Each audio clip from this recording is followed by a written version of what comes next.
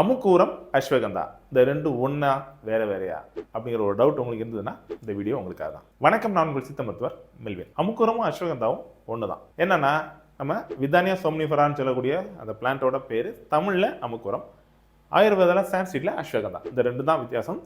அதே மாதிரி சேரக்கூடிய சூர்ணத்தை பொறுத்து ரெண்டுக்கும் வித்தியாசம் இருக்குது. ஏன்னா அஸ்வகந்தா சூர்ணத்தில் வெறும் அந்த அமுக்கூரம் மட்டும்தான் பவுடர் பண்ணி வச்சுருப்பாங்க. ஆனால் இந்த அமுக்கூர சூர்ணத்தில் இது கூடயே கிராம்பு, சிறுநாகப்பூ, ஏலரிசி, மிளகு, திப்பிலி, சுக்கு, அமுக்குரம் இது எல்லாமே சேர்ந்து தான் இந்த அமுக்குர சூர்ணம். ஸோ இந்த சூர்ணத்தோட பயன் என்ன கேட்டால் ரெண்டுமே ஒரே பர்பஸ் தான் கொடுக்குறாங்க. இது ஒரு நல்ல உடம்பை வலுவுப்படுத்தும், அதே நேரத்தில் நரம்புக்கெல்லாம் நல்ல ஒரு ஊக்கத்தை கொடுக்கும், தூக்கம் இல்லாதவங்களுக்கு நல்ல தூக்கத்தை கொடுக்கும், நரம்புக்கு தாது புஷ்டிக்கு எல்லாத்துக்கும் ஒரு நல்ல மருந்து அப்படின்னா இந்த அமுக்குர சூர்ணம், அஸ்வகந்தா சூர்ணம். நீங்கள் எந்த டாக்டரை பார்க்க போகிறீங்களோ அதை பொறுத்து அவங்க ப்ரிஸ்கிரைப் பண்ணுவாங்க. ஆயுர்வேத டாக்டர்ஸ் அஸ்வகந்தா சூர்ணம், சித்தா மருத்துவர்னா அமுக்குர சூர்ணம் இதை ப்ரிஸ்கிரைப் பண்ணுவாங்க. ஸோ உங்களுக்கு புரிஞ்சிருக்கும்னு நினைக்கிறேன். அமுக்குரமும் அஸ்வகந்தாவும் ஒன்று தான். ஆனால் அஸ்வகந்தா சூர்ணமும் அமுக்குர சூர்ணமும் ஒன்றும் இல்லை.